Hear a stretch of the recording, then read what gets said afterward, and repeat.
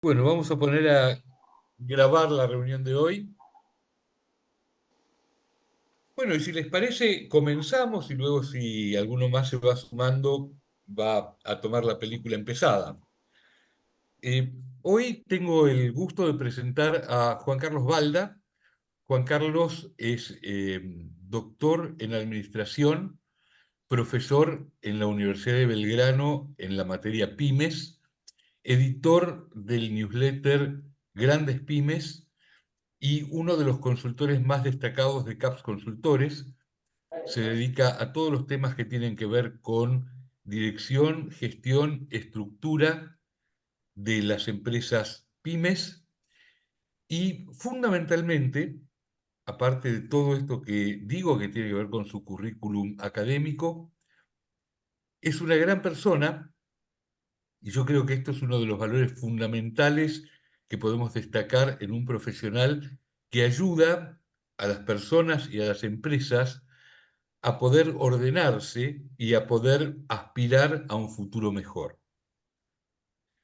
Hoy el tema con el que nos va a ilustrar Juan Carlos tiene que ver con una realidad que estamos viviendo, una realidad que para muchos aparece como muy comprometida, muy difícil de atravesar, y por eso el título que le pusimos a la Ahí está. presentación, Yo le voy pude, a vos. pedir, Marco, si podés bajar el micrófono, por favor. Ahí está. Decía que lo que tratamos de plantear, y esa es nuestra invitación, es a que pensemos que ciertas turbulencias del presente no se van a mantener en el futuro. Entonces, lo mejor que podemos hacer es prepararnos para ese futuro, para que no dependa exclusivamente de los condicionamientos externos, sino que esté fundado en nuestra acción y en última instancia en nuestro deseo. Así que bueno, hecha esta introducción, los dejo con Juan Carlos. Juan Carlos, ya podés compartir pantalla Bien, y luego de la exposición de Juan Carlos seguramente va a haber preguntas y vamos a estar a disposición para eso.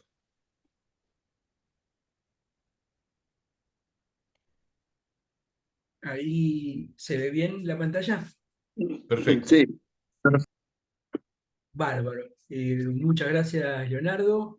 Como siempre, un gusto estar presente en este ciclo de segundos martes y básicamente con la intención de compartir con ustedes la visión que nosotros venimos trabajando ya desde hace un tiempo, porque si hay algo que tenemos en claro en la Argentina es que las crisis son cíclicas y que muchas cosas de las que estamos viviendo en algún momento ya la hemos transitado. Por lo tanto, es cuestión de tener buena memoria y saber dónde ir a buscar las recetas, porque las recetas, como bien dijo Leonardo, están y son para aplicarlas, ¿no es cierto? Eh, si yo les pregunto hoy en día, básicamente, a ver, ahí está. Si miramos a nuestro alrededor hoy en día, ¿qué es lo que estamos viendo? Y vemos que la construcción cayó un 42,2% en marzo interanual, que la producción industrial retrocedió un 21,2% en el mismo periodo, que el nivel de empleo privado volvió a caer en abril, lo que ya acumula una baja de 6 meses consecutivos, que las jubilaciones se desplomaron con un 22, un 24 y un 37% de la mínima y el resto, que los salarios de los trabajadores formales de diciembre a marzo cayeron un 17%, que la recaudación viene de caer un 13% en abril en términos reales como consecuencia de la caída del nivel de actividad, que las ventas se caen un 13,8% interanual y que los costos y los gastos suben y suben y suben. Esta es la foto. Este es el momento que a lo mejor venimos transitando y en muchos casos venimos sufriendo en el día a día tratando de resolverlos y tratando de encontrarle un camino que nos haga más fácil esta situación. Pero la realidad es que este 2024 no han cambiado las reglas del juego. Este 2024 lo que cambió es el juego completo. No estamos hablando de algunas medidas aisladas. Cambió el contexto país interno en forma integral y lo que nos toca ahora a nosotros es reinventarnos y adaptarnos a ese nuevo juego de la economía. Un juego que ya lo hemos jugado en algún momento, en los 90, hay muchas similitudes con cosas que están pasando acá. Es más, en diciembre del año pasado, con el resultado puesto ya de las elecciones, el escenario que manejábamos en muchos casos y que lo hemos comentado con muchos clientes, tiene mucho que ver con lo que está sucediendo hoy en día. O sea, la caída del nivel de precios y el nivel de actividad con una inercia de los gastos y de los costos que fundamentalmente sobre las pequeñas y medianas empresas iban a generar un movimiento de pinzas realmente muy fuerte. Y ante esa situación, hablábamos ya en diciembre, teníamos 6 meses para prepararnos, para ser más productivos, para ser mucho más eficientes y generar una propuesta de mayor valor. Porque eso es lo que nos iba a permitir tener un poco de aire en el tanque de oxígeno para poder seguir avanzando cuando realmente el juego fuese complicado. Entonces, sí, hoy en día jugamos a otra cosa. Como decía Mario Benedetti, cuando creíamos que teníamos todas las respuestas, de pronto cambiaron las preguntas. Cuando aprendimos a manejarnos en contextos de inflación, o nos sentíamos relativamente cómodos manejarnos en contextos de inflación, que sabíamos cómo manejar el stock, las inversiones, el traslado de los precios, de pronto alguien agarró y dijo, hasta acá vamos a jugar un juego distinto y nos cambiaron las preguntas para el examen. ¿Mm? Y hoy en día tenemos que ser muy eficientes porque lo que está en juego es muy importante, que son nuestras empresas. Y las empresas implican nuestro futuro. Y en términos de empresa familiar, implica nuestro legado. Por lo tanto, la responsabilidad que tenemos como empresarios es realmente crítica en este momento. Por lo tanto, yo los invito a pensar que esta no es la primera crisis que hemos transitado y probablemente tampoco sea la última. Por lo tanto, ante esta situación, tenemos dos grandes caminos a hacer o actitudes a tomar. O nos victimizamos y decimos, ¿qué hice yo para merecer esto? ¿Por qué el cliente no me compra? ¿Por qué los precios me suben? Hacemos catarsis en esta reunión, terminamos dentro de una hora aproximadamente con el hecho de haber compartido con gente que vive lo mismo que nosotros y decimos mal de mucho consuelo de tontos, o aprovechamos para pensar y encontrarle una salida a este laberinto. Y tengamos en cuenta algo, todo el laberinto tiene salida. Basta con que seamos inteligentes, pacientes y no entremos en pánico. Pero la salida existe. Por lo tanto, es un momento para mantener la calma y generar además las condiciones para que la empresa supere esta situación. Perdón, pero hay micrófonos abiertos. Les pediría por favor si los pueden mutear. Gracias. ¿Mm? O sea, este es el punto, ¿no es cierto? Calma y generar las condiciones, porque las condiciones no van a venir de afuera hacia adentro. Las condiciones las tenemos que crear nosotros. Si nos quedamos a esperar soluciones, probablemente pase el tiempo y cada vez estemos mucho más debilitados como empresa. Por lo tanto, lo lógico y lo que corresponde es salir a buscar las soluciones. Y para eso tenemos que tener en claro algo muy importante. Toda crisis tiene tres cosas. Primero, tiene una solución. No hay nada que no sea insoluble, o que sea insoluble, perdón. ¿Mm? Siempre hay una salida. Segundo, cada crisis tiene una fecha de caducidad. Son temporales, no son de acá para siempre. Por lo tanto, muchas veces, como en navegación, cuando viene el viento muy fuerte, habrá que bajar las velas, esperar que pase el viento y después volver a subirlas para seguir navegando.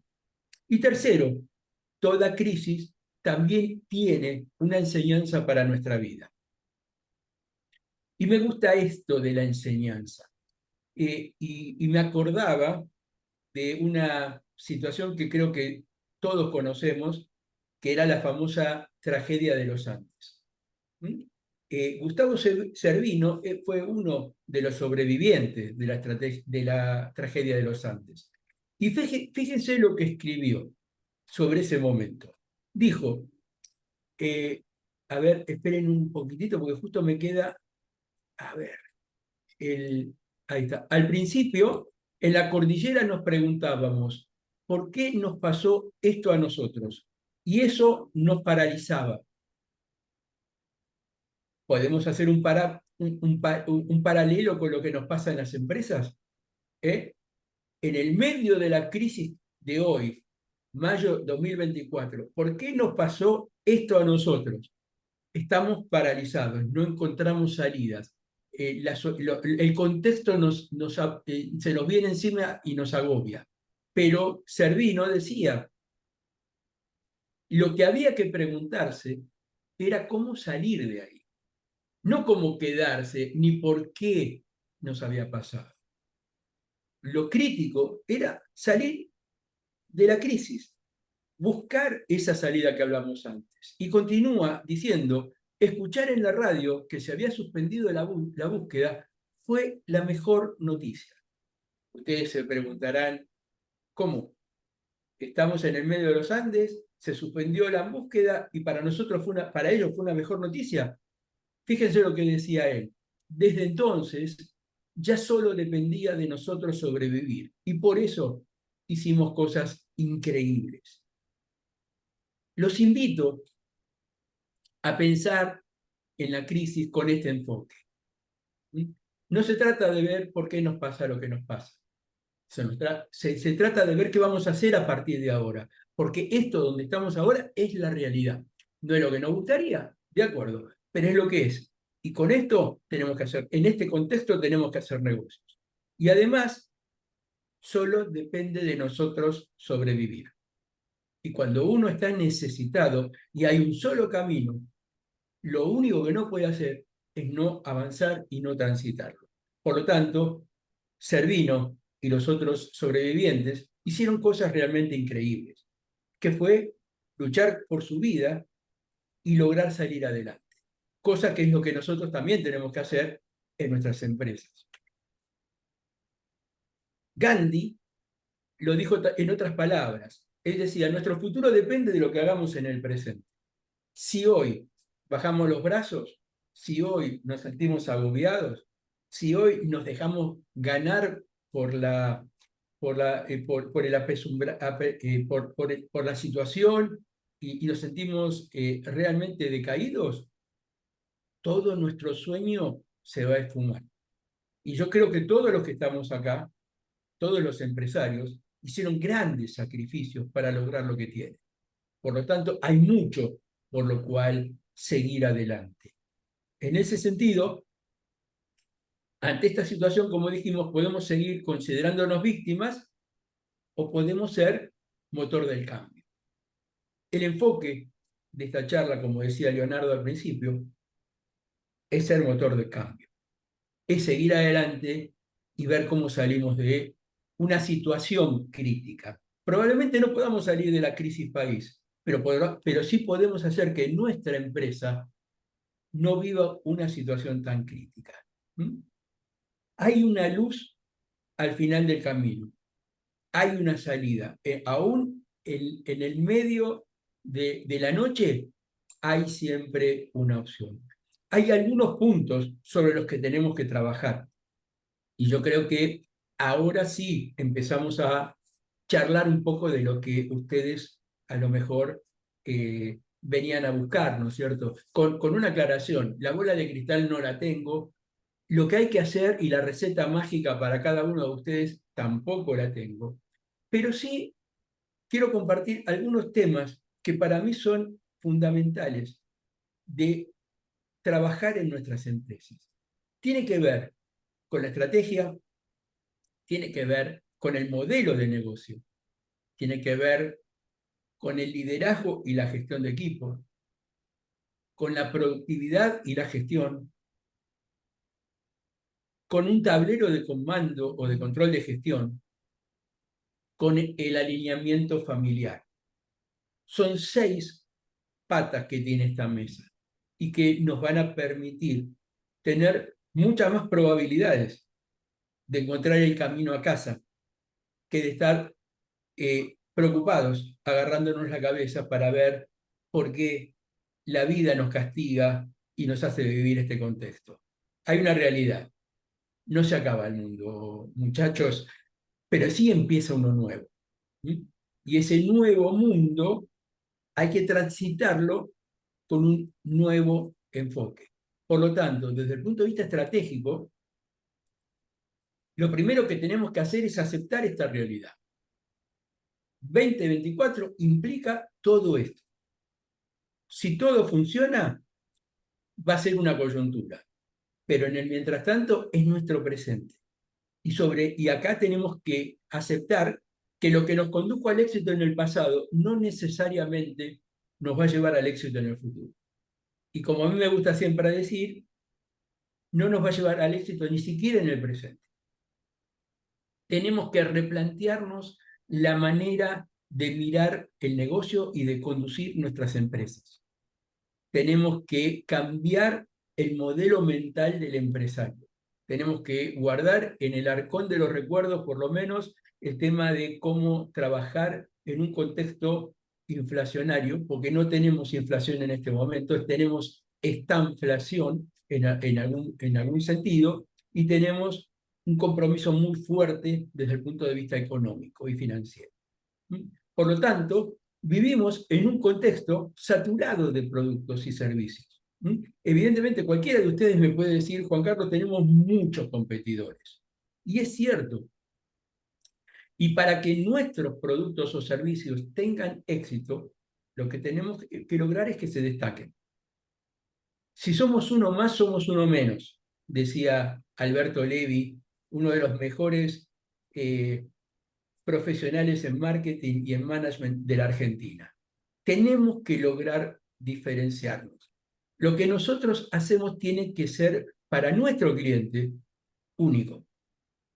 Solamente de esa manera vamos a lograr que el cliente meta la mano en el bolsillo y acepte pagar el precio que le pedimos por el producto.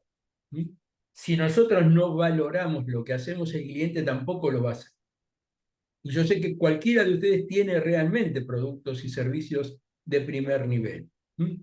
Entonces, lo que hay que hacer es lograr que el cliente también tenga la certeza de que nuestros productos o servicios son los mejores.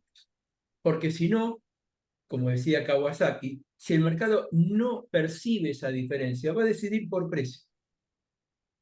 Vieron que muchas veces uno está trabajando y pierde una operación en manos de un competidor y dice, pero ¿cómo le van a comprar a esta gente si tienen problemas de calidad, problemas de entrega, realmente siempre no son serios? Pero si nosotros no podemos diferenciarnos de ellos, si no logramos que el cliente vea que nosotros somos la antítesis de ellos en ese punto, ¿por qué va a pagar el precio que nosotros estamos pidiendo? Va a elegir lo más barato. Y si entramos a competir por precio, es un océano rojo. Lo que corre es la sangre de nuestras empresas, sangre que metafóricamente es la rentabilidad. Por lo tanto, como decía Richard Branson, el fundador del grupo Virgin, lo primero que tenemos que cambiar es nuestra visión de negocio. Y en ese sentido, él definía un negocio como una idea para mejorar la vida de las otras personas. nosotros tenemos que entender que nuestra propuesta al mercado es, más allá de cualquiera sea el producto o servicio que nosotros estemos vendiendo, estamos tratando de mejorarle la vida a nuestros clientes con un mejor artefacto de iluminación, con una mejor, no sé, calidad de madera, con lo que sea, con un servicio de consultoría distinto. Nosotros vamos a trabajar para eso. Y el cliente lo va a percibir, y entonces lo que implica es que nosotros debemos cambiar el enfoque de empresas centradas en el producto a empresas centradas en el cliente. Vendemos experiencia de uso, no vendemos el producto físico o el servicio habitual. Si nosotros vendemos un producto físico como ese, fíjense que está indiferenciado, nos van a pagar el precio más bajo. Ahora, si nosotros logramos que la gente se entienda que cuando nosotros le ofrecemos nuestro producto, le estamos vendiendo seguridad, calidad, acompañamiento, atención, cercanía, un precio razonable,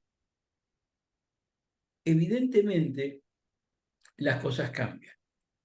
Y poner la empresa, al cliente en el centro, implica también aceptar que si realmente queremos ser exitosos, debemos ser los mejores. Pero no tenemos que ser necesariamente los mejores del mercado. Tenemos que ser los mejores para nuestros clientes. Tenemos que tener en claro, como empresa, cuáles son y qué características tienen los clientes que a nosotros nos importan. A nosotros no nos importan los clientes que nos compran peleándonos el precio, mirando un centavo y si no se van a la competencia.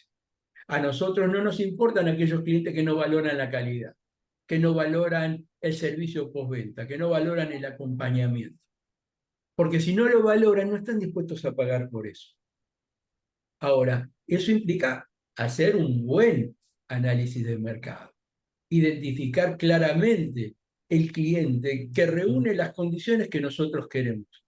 Y a ese cliente, en particular, tenemos que enfocar todas nuestras fuerzas y nuestra energía. No perdamos fuerza ni energía tratando de convencer a todo el mundo. Tratemos de lograr fanáticos, entre comillas, entre aquellos clientes o perfiles que realmente nos importan. Y si nosotros hacemos esto, evidentemente vamos a tener que aceptar algo que para el empresario pyme es muy difícil de aceptar. Dejar a algunos clientes insatisfechos. No todos los clientes son para todas las empresas. Y las empresas tienen que saber a qué clientes dejar pasar y a qué clientes tratar de seducir en serio. Si a mí me viene a comprar un cliente que no conozco y me hace un pedido muy importante porque el proveedor habitual tiene un problema, no sé hasta qué punto yo voy a lograr fidelizar. Si tengo clientes que a lo mejor son malos pagadores, si tengo clientes que tienen problemas para poder promocionar nuestros productos bien y presentarlos como corresponden, no sé si son los clientes que nosotros necesitamos. Y por lo tanto tampoco son los clientes en los cuales tenemos que invertir, porque en realidad muchas veces la venta implica una inversión financiera. Yo le estoy dando a lo mejor crédito a mi cliente. Implica una inversión porque me da posicionamiento estar en un cliente. Entonces tengo que elegir muy claro qué clientes sí y qué clientes no. Y a los clientes que me importan, los tengo que poner en el centro de la mira y del foco de mi empresa. Por lo tanto, la estrategia, mis valores, el modelo de negocio, la tecnología, los procesos y la cultura de nuestra empresa tiene que estar alineada y focalizada para lograr seducir, también generar esa satisfacción única que le representa al cliente cuando la experiencia de uso de un producto o un servicio supera sus expectativas. Eso es lo que genera lealtad. Cuando el cliente recibe o siente que recibe más de lo que esperaba, ahí hablamos de lealtad y de fidelidad, porque ese cliente vuelve y ese cliente además es embajador de nuestra marca. Ese cliente logra que los demás conocidos vengan a buscar. Por lo tanto, tengamos en cuenta que hoy en día tener productos es cada día más fácil. Gracias a Internet y gracias a toda la conectividad y a la digitalización, podemos encontrar productos en cualquier lugar del mundo de distintas calidades y de distintos precios. El mundo pertenece hoy a la empresa que tiene clientes, no productos.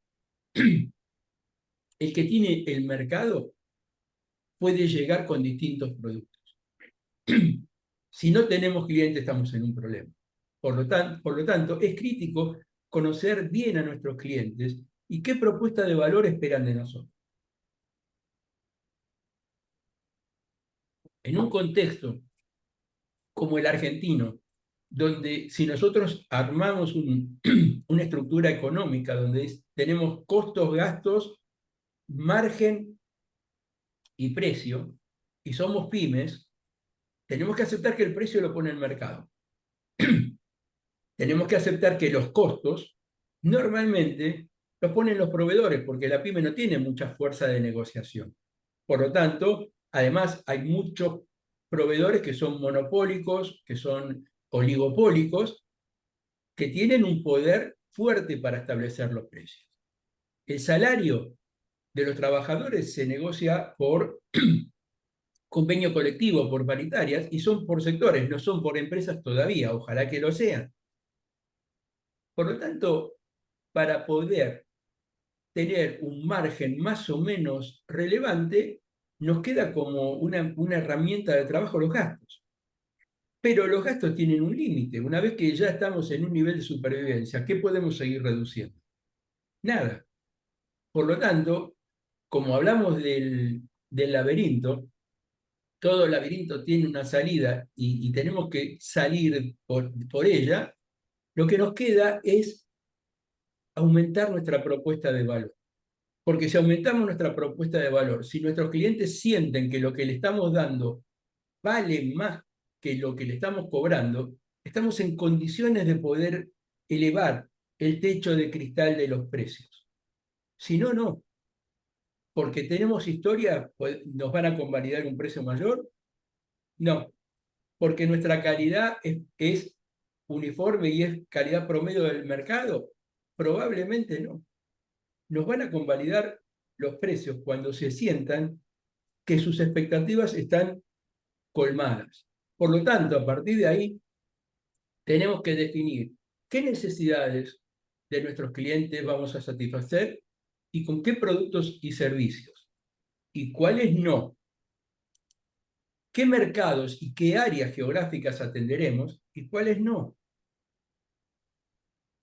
Y además, ¿con qué habilidad diferencial o competencia estratégica vamos a trabajar? Es decir, ¿qué le vamos a vender a los clientes y quiénes no? Es muy común que el cliente nos pida un montón de cosas y nosotros, lamentablemente, por querer darle el gusto y no perder una venta, perdemos el foco de lo que hacemos. Perdemos las economías de escala que tenemos, perdemos la experiencia que tenemos. Hay áreas geográficas que tradicionalmente compran por precio. ¿Tiene sentido invertir en esas áreas o ir a esas áreas? ¿O nos conviene buscar las áreas que, como dijimos antes, apuestan a los mismos valores que tiene la empresa? Y la habilidad diferencial tiene que ver con el servicio, el acompañamiento, la tecnología que nosotros estemos dispuestos a dar. También la estrategia impacta en el modelo de negocio. El modelo de negocio es la forma en que una empresa crea o aporta valor para sus clientes, obteniendo una rentabilidad a cambio. La rentabilidad no es negociable, es parte del modelo de negocio. Lo que hace la empresa es para ser rentable. Por lo tanto, hay tres pilares básicos que sustentan cualquier modelo de negocio. Primero, la creación de valor. O sea, plantearnos qué beneficio estamos aportándole a nuestros clientes al solucionarles un problema. Segundo, el foco en el cliente, como ya lo venimos diciendo. Y tercero, la rentabilidad. ¿Mm? Para eso tenemos que generar un modelo de negocios, es decir, una forma de aproximarnos al cliente y de hacerle llegar nuestra propuesta que tenga tres características. ¿Mm? Simple, clara y enfocada. Si queremos ser exitosos, tenemos que ser ágiles. Y si tenemos que ser ágiles, tenemos que ser simples. Si somos simples, seguramente vamos a ser menos costosos. Por supuesto, esto no implica bajar la calidad de nuestros procesos, pero esto significa ser inteligente a la hora de elegir qué procesos vamos a seguir haciendo y cuáles no valen más la pena. Tenemos que apuntar a un modelo magro de funcionamiento, porque el no tener esa capa de grasa que nos da muchas veces el hábito, la costumbre, la tradición, el famoso, siempre lo decimos así, el cuestionarnos cómo hacemos las cosas para superarnos permanentemente, es lo que nos permite ser simples y bajar los gastos. Para eso, siempre es bueno trabajar con el modelo Canvas, que nos permite identificar los 9 bloques normalmente que componen cualquier negocio y analizar realmente cómo estamos con el segmento de clientes, cómo estamos con la relación de los clientes, cuál es nuestra propuesta de valor, cómo la estamos comunicando, con qué canales llegamos a nuestros clientes para hacerle la experiencia de compra más fáciles, cuáles son las actividades claves, quiénes son los socios claves internos y externos de nuestra empresa, cómo es nuestra estructura de costos, son nuestros recursos claves y, por supuesto, cuál es la fuente de ingresos. Esto realmente nos permite ver rápidamente y a partir de un cuadro bastante simple de qué manera podemos optimizar lo que hacemos para tener mejores resultados. También esto es imposible de que se lleve adelante sin un buen modelo de liderazgo y gestión de equipo. Hace 40 días, aproximadamente 2 meses, tuvimos una charla sobre liderazgo. ¿Se acuerdan? Así que vamos a pasar relativamente rápido por este tema, porque si no tendría que repetirle parte de la charla y no me parece justo. Pero hay algo que sí creo que es importante. ¿Mm? El liderazgo que se requiere en este momento no es este, ¿eh? No es que el fundador se cargue la empresa sobre los hombros y asuma la totalidad del esfuerzo en forma aislada. Hoy en día, el liderazgo que se necesita es un liderazgo inteligente, es este, es el liderazgo con equipo, es el liderazgo intergeneracional, es un liderazgo que acepte el disenso, que aproveche la riqueza de las distintas visiones de distintas profesiones, donde todos pueden aportar algo y donde todos necesitan participar. El fundador, el líder baby boomer, ya no tiene todas las respuestas para las preguntas que plantea el mercado. Es humanamente imposible. Por lo tanto, tiene que tener un equipo que le permita decodificar, analizar y trasladar esas preguntas para dar nuevas respuestas. El poder del líder hoy ya no está en concentrarlo y en tener la última palabra. El poder del líder hoy es repartirlo para que se multiplique. Y si nosotros logramos entender eso, vamos a tener empresas mucho más fuertes y empresas mucho más competitivas. De todas formas, hay algún kit de herramientas imprescindibles para ejercer hoy en día el liderazgo y crear estos equipos. Por ejemplo, tenemos que definir una visión clara y deseable. los colaboradores tienen que entender por qué existe la empresa, qué es lo que nos impulsa, cuál es la finalidad, ¿no es cierto? ¿Qué nos motiva? Pero no que nos motiva como entusiasmo, motivar como brindar el motivo para poder trabajar día a día con una ansia y con un deseo de superación permanente. Además, tiene que tener una estructura claramente definida. El famoso organigrama tiene que funcionar. Las personas que ocupan cada uno de los cargos tienen que estar capacitadas, tienen que ser las adecuadas, tienen que tener la autoridad y tienen que poder ejercer la responsabilidad que le corresponde en función del rol que cumplen dentro de la empresa. Tienen que saber claramente qué es lo que se espera de ellos. Tienen que saber que mientras ellos cumplan su función y ejerzan su rol, el empresario no está deseando inmiscuirse en lo que hacen, porque el empresario tiene que ocuparse de otras cosas, no tiene que hacer micromanagement, no tiene que ser la sombra de un gerente. Cada uno tiene que ejercer su rol. Si un empresario trabaja de gerente, es un empleado carísimo, por dos motivos. Primero, porque los ingresos no son los mismos. Segundo, porque el costo de oportunidad de no ejercer su rol empresarial es altísimo en términos de supervivencia de la empresa. Además, se tienen que mejorar los procesos de comunicación. La gente no se pone la camiseta, la gente no se identifica y no se compromete si no sabe para qué y por qué. Por lo tanto, la comunicación es el hilo conductor de todo este proceso. Si nosotros hablamos e incorporamos en nuestras agendas tiempo para hablar con nuestros colaboradores, el resultado de esa inversión se paga solo. Se paga solo, porque nadie puede resolver un problema si no sabe ni siquiera que el problema existe. Entonces, la comunicación es crítica, la comunicación integra hacia arriba, hacia los costados y hacia abajo. Además, tenemos que tener buenos procesos de delegación. El empresario no pierde poder cuando delega, lo gana. Y la delegación y tener personas en quien delegar no es sacarse la lotería, es el resultado del trabajo de los líderes de la empresa. Es el resultado de seleccionar bien, es el resultado de formar, de acompañar y de permitir a la gente que crezca. Por eso es necesario generar esas instancias de participación, es necesario dar espacios para el crecimiento y es necesario, además, asumir el riesgo de que se tomen decisiones que pueden no ser las que tomaríamos nosotros. Y eso no significa que estén mal las decisiones.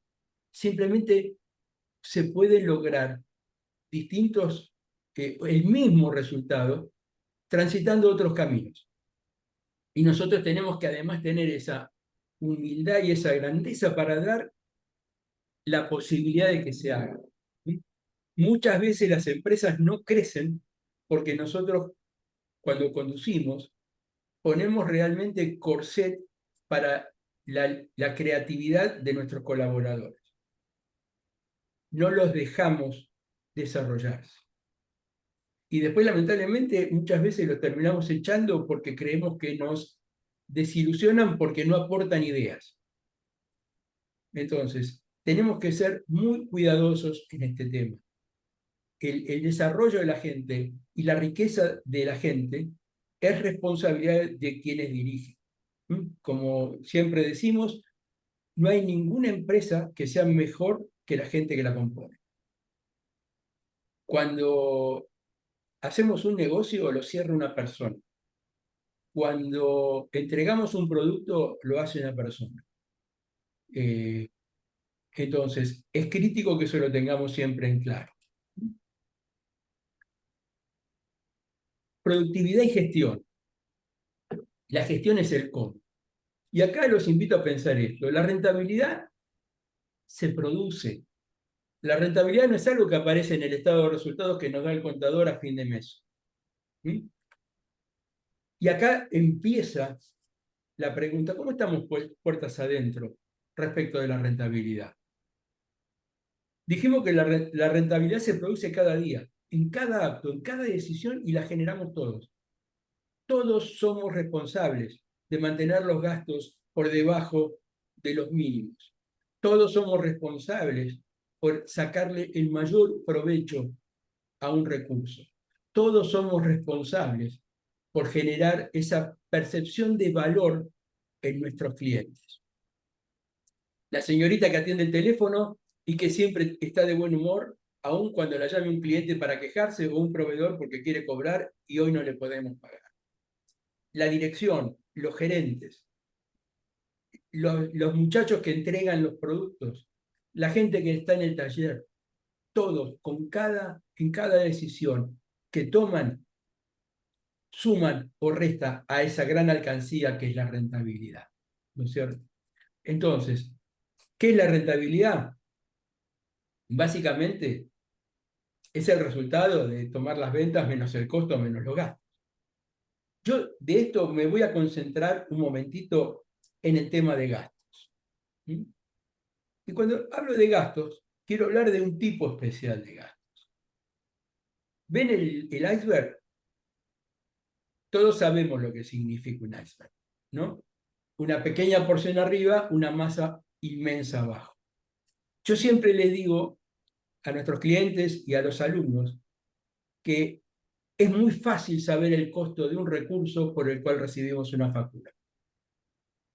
Cuando nos viene un aumento de la tarifa de la luz, seguramente el empresario o el gerente tiene que firmar la factura para autorizarla y alguien tiene que firmar el pago. Por lo tanto, somos conscientes de que aumentó la luz. Somos conscientes que la paritaria le dio a nuestros colaboradores un determinado nivel de aumento. Somos conscientes de que los fletes se encarecieron.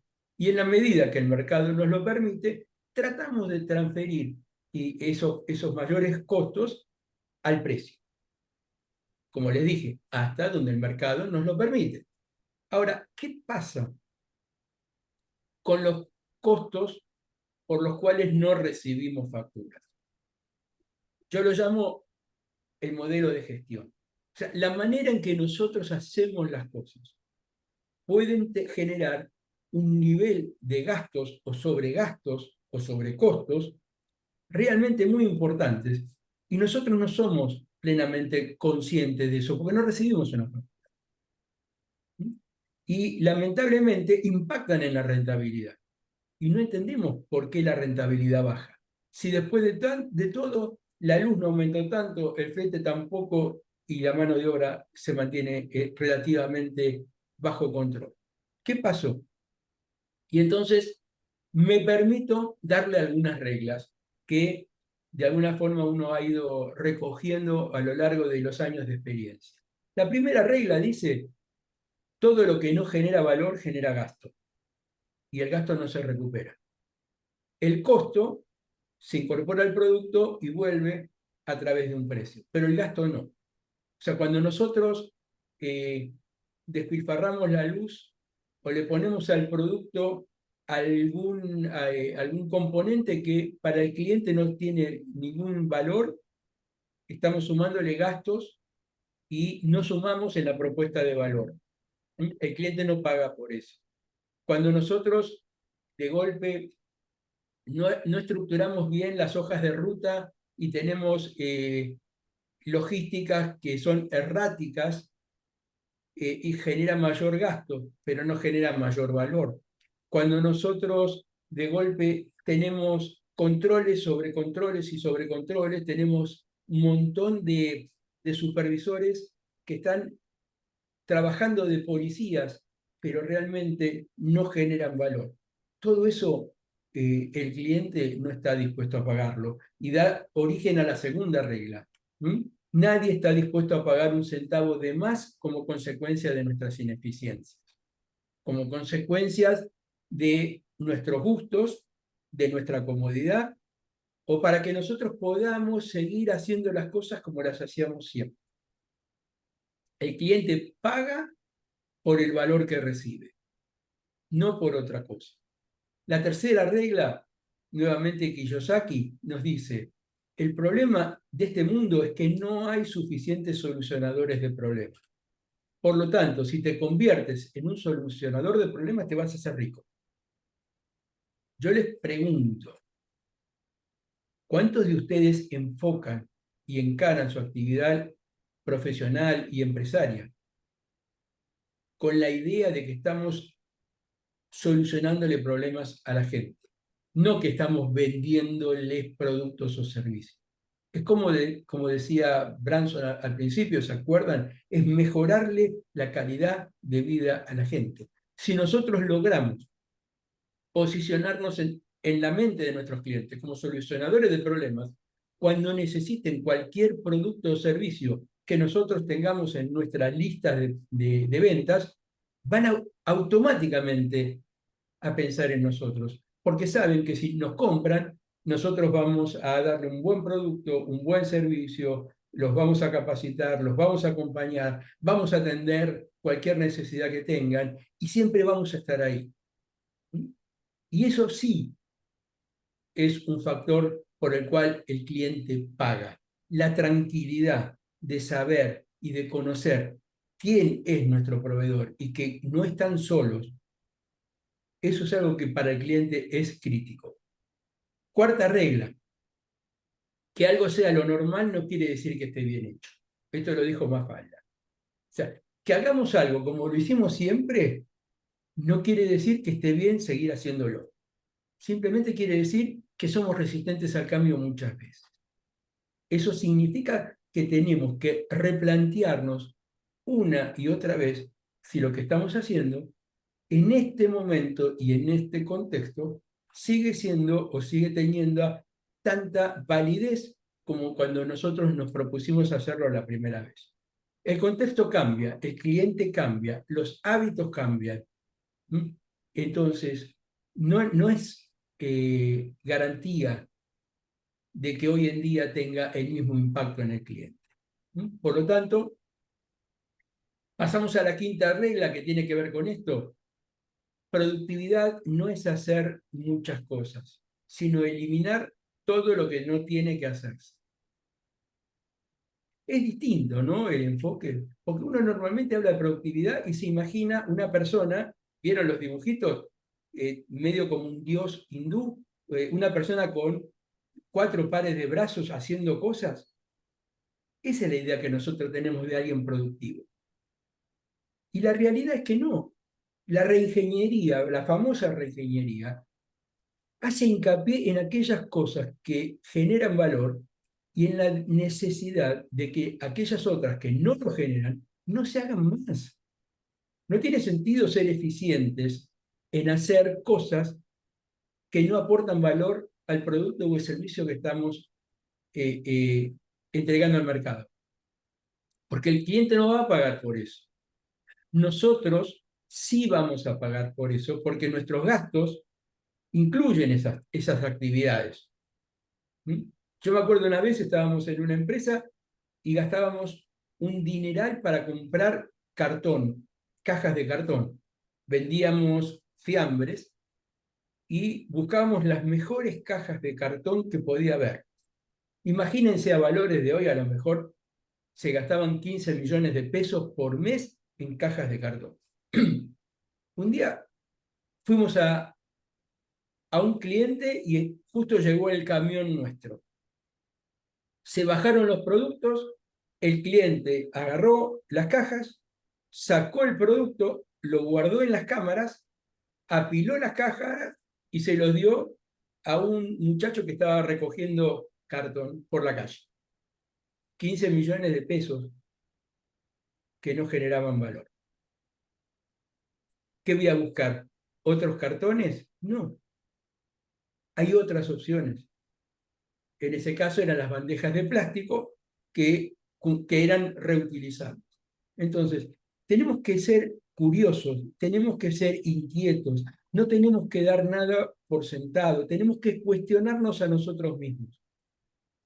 Alguien dijo alguna vez si alguien va a tornar obsoleto tu producto, tu servicio, que seas vos mismo, no un competidor. Y los invito a pensar en esos términos. Hoy en día, cuando uno dice tenemos que cuidar el mango, eh, a lo mejor no pasa por decir cortemos el café como siempre es la tradición empresaria, ¿no? Es pensemos qué cosa estamos haciendo y ya no deberíamos hacer y cuánto podemos utilizar esos recursos en algo que nos permita apalancarnos. Sexta y última regla que les voy a compartir hoy dice, no hay gasto pequeño si no está controlado. Los gastos tienen que estar monitoreados. No tiene sentido aquello, no, pero ¿sabes qué? Es la librería, no, son los artículos de limpieza. Yo los invito a que saquen la cuenta de cuánto se gasta en artículos de limpieza, de cuánto se gasta en la librería, y que se acostumbren a anualizar el gasto. Se van a llevar un montón de sorpresas.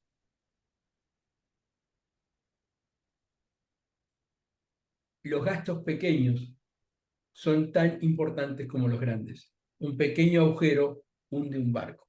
Y nosotros tenemos que ser muy, muy cuidadosos de esto. Por eso, tenemos que además tener o cuestionarnos dos conceptos. Primero, vender más y hacer buenos negocios no es lo mismo. Hoy en día tenemos que ser inteligentes. Tenemos que hacer buenos negocios. Vender por vender no nos genera una rentabilidad importante. Yo siempre le digo a mis clientes, cuando uno quiere vender por vender, los que ganan son los vendedores que van a comisión, los mayoristas y los distribuidores que saben cómo presionarnos para que le vendamos con unos descuentos que normalmente son mayores que los habituales. Y la FIP, ¿no es cierto? Pero la empresa no. Entonces, tenemos que ser cuidadosos con los negocios que hacemos. Tenemos que evaluarlos bien en función de la contribución actual y futura. Tenemos que saber a quién hacerle un descuento. Tengan en claro que un descuento es una parte de la rentabilidad de nuestra empresa que estamos invirtiendo en un cliente para generar un resultado futuro. Perdón, pero tengo que salir un segundito, porque a veces pasa que el Acrobat no me molesta acá. Ahí vamos. Decíamos que el descuento es parte de la rentabilidad que estamos dándole a un cliente como una inversión en el cliente para desarrollar un producto, un servicio o un área geográfica. No hay nada menos cierto que un descuento es gratis. El descuento lo paga la empresa, sale del bolsillo de la empresa. Y el otro punto es que la función del empresario ya no es esta. El empresario tiene que delegar, necesita delegar, por dos motivos. Uno, por una cuestión de eficiencia y de mejor generación de valor de su función. El empresario muchas veces es único, es el corazón de la empresa, es el que tiene el negocio, es el coach interno que desarrolla a los equipos. Pero por el otro lado, además, tiene que delegar, porque se merece una buena calidad de vida. Yo conozco muchos empresarios que tienen 55, 60 años, que hoy nos llaman y nos dicen, necesito o quiero dar un paso al costado, pero no puedo, porque no tengo la gente, porque la empresa no está preparada. Chocolate por la noticia, decíamos cuando éramos jóvenes, ¿no? No está preparada porque el empresario se pasó toda la vida construyendo una empresa que girase alrededor de él, ¿no? O sea, siendo Hércules con el mundo arriba de la cabeza, del hombro. Y hoy quiere mágicamente que la gente esté en condiciones de asumir responsabilidades para que él pueda dar un paso al costado y ejercer una función estratégica y no operativa. No, eso sería magia. Son procesos, los procesos son importantes en las empresas. Si nosotros queremos a los 55 años tener un rol más sosegado y poder disfrutar la vida, cuando tenemos 30 tenemos que trabajar para eso y generar modelos, equipos de trabajo, procesos, infraestructura organizacional para darle soporte a esa decisión. Tenemos que aprender a separar lo urgente de lo importante, porque vivimos apagando incendios, corriendo detrás del urgente, y sepan algo, cuando nosotros tenemos que apagar un incendio, no podemos evaluarlo en términos de costo-beneficio, es apagarlo a como dé lugar.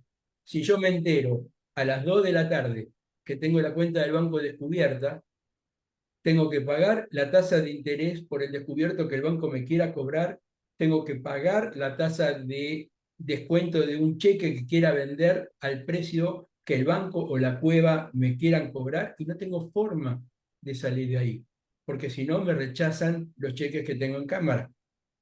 Ahora, distinto es cuando yo puedo prever que hoy voy a tener un déficit financiero y por lo tanto puedo tomar otras decisiones ayer, antes de ayer, para generar un pago anticipado, para negociar con un proveedor, dilatar un pago un día más. Y la noticia importante es que lo urgente muchas veces es consecuencia de cosas importantes que no se tratan.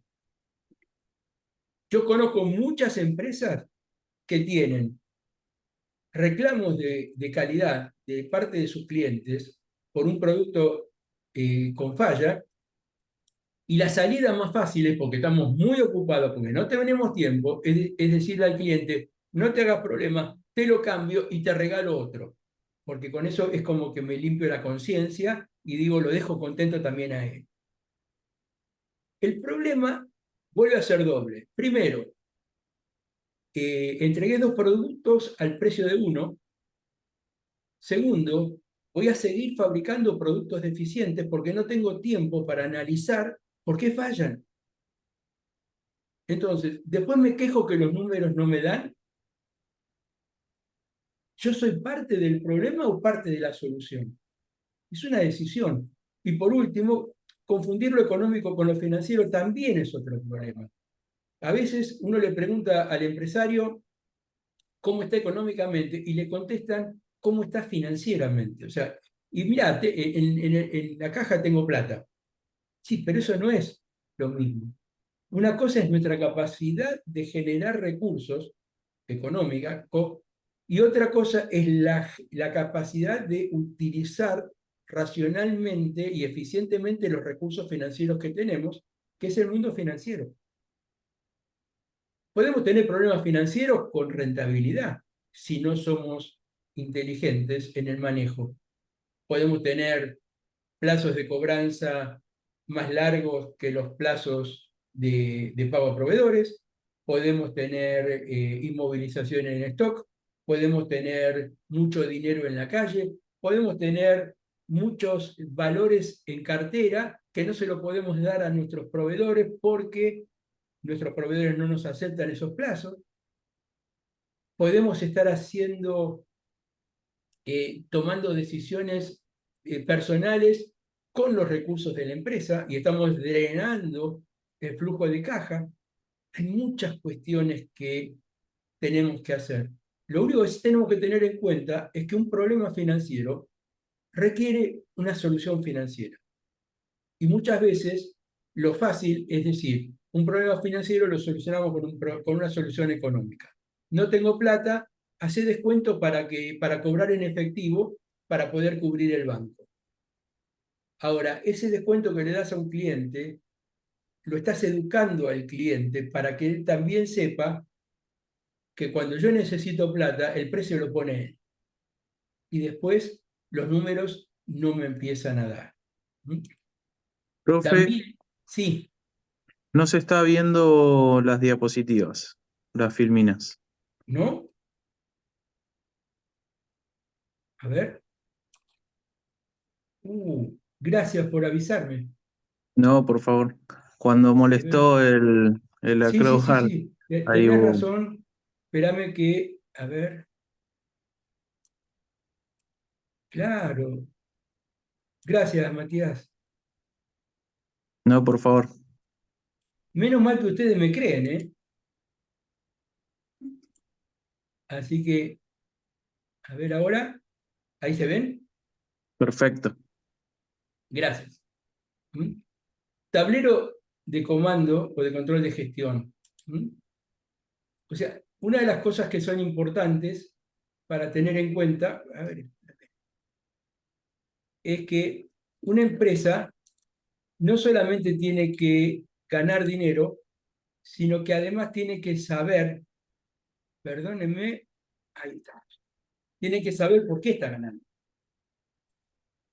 Y eso es un punto crítico dentro de nuestros negocios. O sea, tenemos en claro cuál es nuestra propuesta de valor. O sea, tenemos en claro por qué un cliente nos elige a nosotros por sobre el resto de los competidores.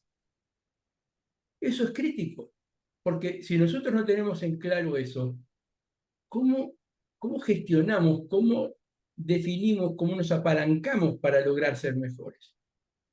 Y además, tenemos que saber si podemos medir cómo estamos ejecutando la puesta en práctica de esa propuesta de valor. Es crítico tener la información adecuada para poder hacer ese tipo de análisis. Por lo tanto, tenemos que tener en cuenta que hoy en día ser eficientes para ser rentable ya no es el camino. Eso funcionó mucho tiempo. Hoy en día yo los invito a pensar que el objetivo es tener clientes satisfechos con su experiencia de uso del producto o el servicio que nosotros le proveemos. Y por ello, o sea, para que los clientes estén satisfechos, tengo que ser eficientes. Si yo logro eso, la rentabilidad es una consecuencia natural. O sea, es poner el medio como un fin y no y darlos vueltas, ¿no es cierto? O sea, el objetivo fundamental es clientes satisfechos. Eso nos va a dar realmente sustentabilidad en el tiempo. Para que el cliente esté satisfecho, yo tengo que ser eficiente. Y si logro esos dos puntos, voy a ser rentable. O sea, eso implica comprender al mercado y generar un modelo de negocio que dé una propuesta de valor única. ¿Con qué tengo que monitorear esto? Y yo sé que muchas de las pymes no tienen articulado todo este herramental, pero deberíamos empezar a pensar en eso. Fíjense, elemental, un estado de resultados, pero un estado de resultados que me permita tomar decisiones, que esté abierto, que se puedan analizar los distintos componentes del estado de resultados. O sea, abrir únicamente un renglón como las ventas, en vez de poner las ventas netas, poner las ventas brutas y las notas de crédito, me dan una cantidad de opciones para generar planes de acción, para mejorar los resultados impresionantes. Imagínense cuando además tengo muy claramente discriminados los costos fijos y los variables, y cuando tengo muy bien definido por centro de responsabilidad los gastos. Puedo medir, puedo monitorear, puedo proponerme planes de mejora, puedo controlar mejor. Tengo que tener un buen flujo de caja. No puedo tener sorpresas financieras. Tengo que ser razonable y consciente de cómo manejar el efectivo, porque el efectivo muchas veces es lo que termina apalancando e impulsando los negocios. Tengo que tener balances patrimoniales que me permitan saber cómo estamos parados en los distintos rubros. Tengo que tener un estado de origen y aplicación de fondos. Esta herramienta, muchos me lo habrán escuchado mencionar, es muchas veces es la panacea que me piden a mí todos los empresarios. ¿Por qué? Porque uno le muestra un estado de resultados y le dice, ganamos 10 pesos. Y la pregunta del empresario es, bárbaro, Juan Carlos, yo te creo, ganamos 10 pesos, pero ¿y la plata dónde está? Porque yo veo que seguimos corriendo, que nos cuesta cubrir el banco, que los pagos, que las cobranzas. Entonces, ¿dónde está ese dinero? Un estado de origen y aplicación de fondos nos permite rápidamente mostrar la hoja de ruta de los fondos. O sea, dónde se generaron los fondos y dónde están ubicados en el inventario, en las cuentas a cobrar, le pagamos más a los proveedores, achicamos una deuda con una moratoria, lo que sea. Pero se ve claro el estado de resultados como aporte. Tener un buen sistema de control interno, un sistema que nos permita realmente analizar cómo estamos parados frente a potenciales actos ilícitos, internos o externos de la empresa, el robo hormiga o los puntos ciegos de control que podemos tener. Esto hoy en día es crítico porque además nos permite buscar la mejora continua y mejorar la eficiencia operativa. También el mapeo de los procesos, entender bien cómo son los circuitos para poder analizar qué cosas estamos haciendo y no son necesarios, qué duplicaciones de actividades hay, dónde nos están faltando controles. Es realmente muy importante. Y también indicadores de gestión. O sea, cómo medimos y monitoreamos aquellas actividades que son críticas para la propuesta de valor. O sea, esas que no podemos hacer mal bajo ningún punto de vista. Si el cliente nos paga porque nosotros cumplimos con nuestros productos y servicios entregándolos en la fecha propuesta, el cumplimiento de la entrega tiene que ser algo monitoreado. Si para nosotros tener un buen flujo de caja es crítico para hacer mejores compras y ser más rentables, es crítico monitorear las cobranzas. Hoy en día, y se los anticipo porque creo que hacia ahí vamos, dentro de 2 meses, dentro de 3 meses, vamos a empezar a tener que volver a dar crédito a nuestros clientes. Yo les pregunto a ustedes, sus empresas, ¿tienen bien aceitados los procesos de crédito, de evaluación crediticia, de seguimiento de las cobranzas, de las morosidades? Si no lo tienen, yo les diría que pongan a alguien a empezar a pensar en esos términos, porque los vamos a necesitar. Porque el negocio, el mercado nos va llevando a eso. Y por último, el alineamiento familiar. Siempre nos convoca desde CAPS, empresa y familia. Por lo tanto, la familia no puede estar ajena, ¿no es cierto? En momentos de crisis, la familia es la gran reserva de las empresas familiares. Y esto quiero que quede claro, ¿no es cierto? Puede pensarse que en un momento de crisis las empresas familiares se pueden ver más afectadas que otras, pero la historia nos demuestra que cuentan con una capacidad de movilizar otros recursos que les permiten gestionar las crisis de una manera distinta. Fíjense, primero, suelen tener un capital reservado, porque obviamente a la empresa familiar pedir préstamos no está dentro de su ADN. Y además vivieron ya mucho tiempo, muchas situaciones en la Argentina, donde si no tenés un buen respaldo patrimonial y financiero para épocas de necesidad, sabés que te puede costar muy caro. Entonces, eso es importante. Esto no implica que lo tengamos que poner fácilmente en la empresa y rifar el capital. No, tenemos que usarlo en caso de necesidad, como el matafuego que está detrás del vidrio que dice rompas en caso de necesidad, únicamente de necesidad. Hacer la vida fácil al área financiera tampoco, pero sí, si es necesario, sabemos que lo tenemos. Además, las familias normalmente tienen capacidad de resiliencia, los valores y la cultura familiar, así como la estrategia o la visión estratégica de negocio a largo plazo, son las principales características de las empresas familiares. Y hay otro tema, ¿no es cierto? Muchas veces los principios que rigen la armonía familiar están basados en compromiso, confianza, cultura emprendedora, interés general, responsabilidad por velar por el grupo, disciplina, respeto, la cultura del esfuerzo. En épocas de crisis, la empresa familiar se une, se hace mucho más compacta, se pone mucho más el hombro, se trabaja por el futuro. Y eso le da una potencia que las empresas no familiares no la tienen. Además, también la empresa familiar, en épocas como esta, tiene que generar escuelas de empresarios.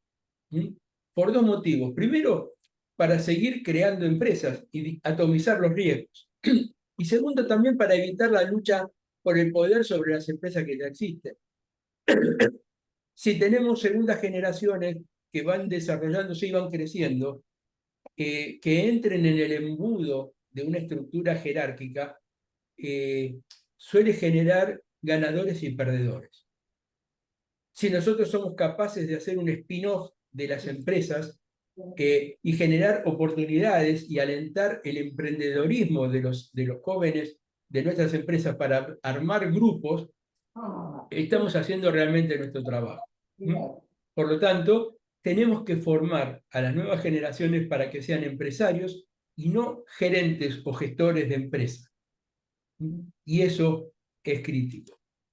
Y por último, me gustaría que compartir con ustedes que para mí superar esta crisis implica un proceso. Es decir, replantearnos nuestra manera de vivir y ver el negocio, definir valores y una cultura fuerte orientada hacia la mejora continua, hacia la propuesta de mayor valor hacia el cliente, de servicio.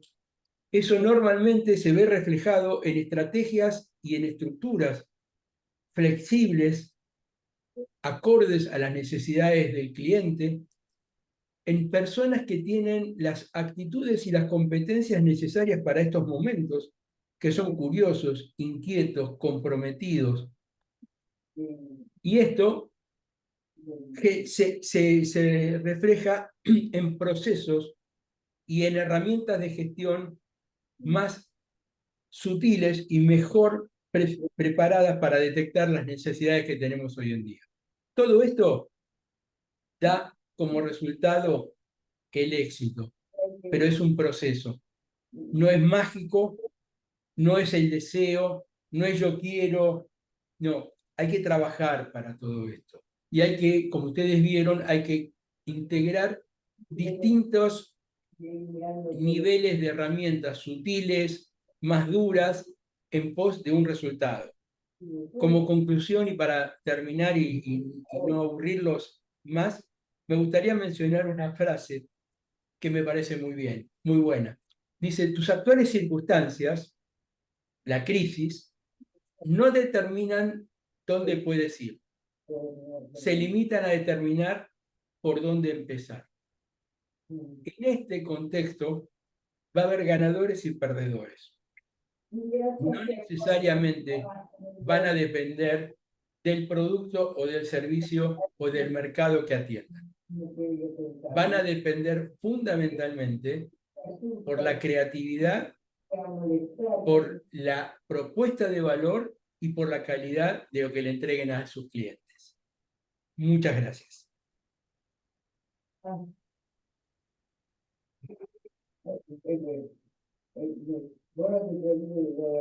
Bueno, Excelente, Juan Carlos, como siempre, un muy buen resumen de lo que está pasando en el día a día. muchas gracias, Enrique. Yo creo que es un desafío muy fuerte que tenemos por delante, y lo peor que nos puede pasar es que nos pese demasiado. Yo sé que es lindo y que es fácil desde afuera decir, no, la resiliencia, hay que sacar el pecho. Yo sé que suena muy, muy naif y muy, muy romántico y muy soñador, ¿no? Pero por el otro lado es el camino. Si vamos a tener que hacer algo que nos va a demandar un esfuerzo, hagámoslo por convicción y con ganas. Y creo que eso es lo importante. Estoy a disposición de ustedes por si quieren hacer alguna pregunta. Bueno, ¿dónde puede ayudar María? Sí, Luciano, muchas gracias. Yo, buenas noches. Yo la primera vez que participo de una charla y la verdad parecía que sentí un mano a mano, como que me estaba hablando a mí. En todo entré 5 minutos más tarde porque tuve un problema familiar, pero la verdad que no hubo una gota de desperdicio para mí, al contrario. No hay nada que me haya, digamos, aburrido. Al contrario, agradecerle por todo, por esta charla, por su experiencia, por abrirme o abrirnos la mente al nuevo mundo que se viene, de salir del paradigma de la historia familiar nos llegó hasta acá. Entonces, a mí yo me voy como que salgo de la ducha limpio y agradezco mucho la participación y la invitación que me hicieron la gente de CAPS. Muchas gracias por tus palabras, Luciano. Las valoro mucho. Gracias. Tarjeta de ustedes también, ¿sí? Ha estado fortuna y yo pago el primer día que me llega ¿Alguna consulta, alguna pregunta que quieran hacer? ¿Dónde? Esto es como en el negocio del barrio, su pregunta no molesta.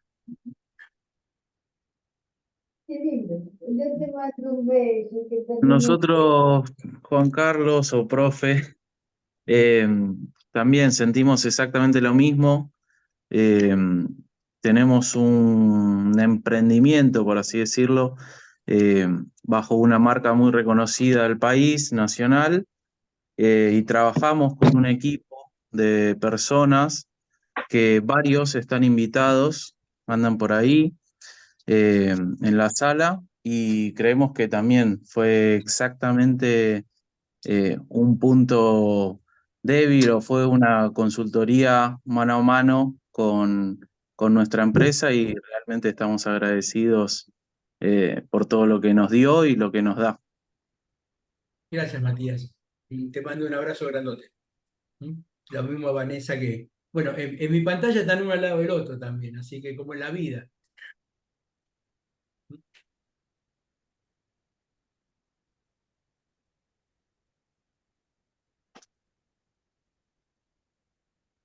¿No hay preguntas? Gracias, Mayra, también. Un gusto que hayas estado con nosotros hoy. Bueno, si no hay más preguntas, se acaba. O sea, ¿se acuerdan que dijimos que si hay algo que no genera valor, hay que eliminarlo? Entonces, si no hay preguntas, vamos a comer. ¿Qué les parece? ¿Eh? No, Juan Carlos, yo, primeramente agradecerte, como siempre, ya te he escuchado muchas oportunidades y la verdad que la verdad siempre es un placer y un gusto y no perder la concentración, la verdad, agradecido y parece hasta colorado me haces poner de muchas situaciones que me pasan en mi empresa, pero bueno, se aprende, ojalá puedas difundir esto y todos los empresarios pymes que la verdad que hay cosas que no le restan importancia. Hablaste de esos gastos escondidos, de esos gastos chicos que tienen mucho que ver y no le dan importancia. Y a veces no le dan importancia porque, qué sé yo, los empresarios pymes de primera generación son, como te escuché decirlo muchas veces, nombre de orquesta. Y la verdad que a veces no tienen tiempo. A veces te dicen, eso lo maneja mi contador. Yo la verdad que no sé. Y todos esos gastos escondidos que hay influyen en la empresa impresionante. Todo esto lo aprendí de vos y lo llevé a cabo en mi empresa y la verdad que el resultado es impresionante. Así que desde ya agradecido por siempre. Te agradezco. Marcos es un amigo, les aclaro.